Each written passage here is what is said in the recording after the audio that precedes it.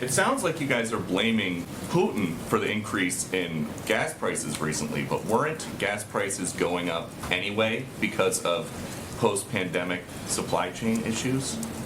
Well, I think there's no question that, as we have seen, and outside analysts have conveyed this as well, the increase in the anticipated continued increase, which is, I think, what some of your colleagues were asking about, that is a direct result of the invasion of Ukraine, and also there was an anticipation of that was factored in as gas prices have gone up. So you say that you're going to do everything that you can to reduce the impact that high gas prices have on Americans. We're asking other countries to think about maybe pumping more oil. Why not just do it here? Well, to be very clear, federal policies are not limiting the supplies of oil and gas. Let me finish. Let me finish. An executive order his Peter, first week that halted new oil and gas. Let me give you the facts here, and I know that can be inconvenient, but I think they're important in this moment.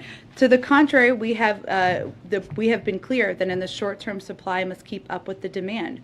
We are, and here and around the world, will we make the shift to a secure, clean energy future. We are one of the largest producers with a strong domestic oil and gas industry. We have actually produced more oil. It is at record numbers, and we will continue to produce more oil. There are 9,000 approved drilling permits that are not being used. So the suggestion that we are not allowing companies to drill is inaccurate. The suggestion that that is what is hindering or preventing gas prices to come down is inaccurate. Would President Biden rescind his executive order that halts new oil and natural gas leases on public lands? Well, 90% of them happen on private lands, as I'm sure you know, and there are 9,000 unused approved drilling permits. So I would suggest you ask the oil companies why they're not using those if there's a desire to drill more. Would President Biden ever undo his executive order that stopped the construction of the Keystone XL pipeline?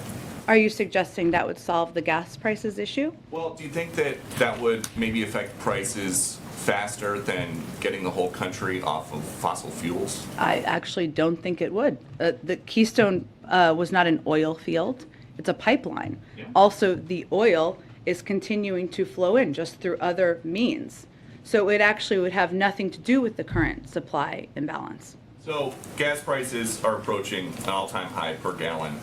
How high would they have to get before President Biden would say, I'm going to set aside my ambitious climate goals and just increase domestic oil production, get the producers to drill more here, and we can address the fossil fuel future later? Well, again, Peter, the U.S. produced more oil this past year than in President Trump's first year.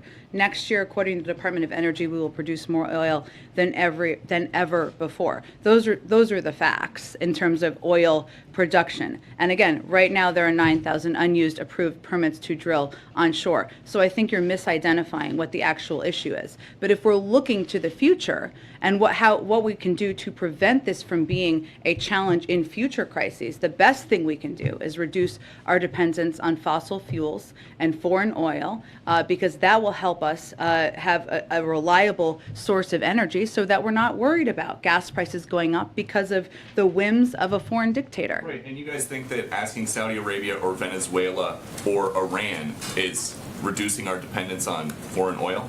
That's actually, I just outlined each of those specific scenarios and the range of discussions that we're having with each of those countries. I don't think anybody is advocating for Iran to continue acquiring a nuclear weapon, perhaps except for the former president who pulled us out of the deal.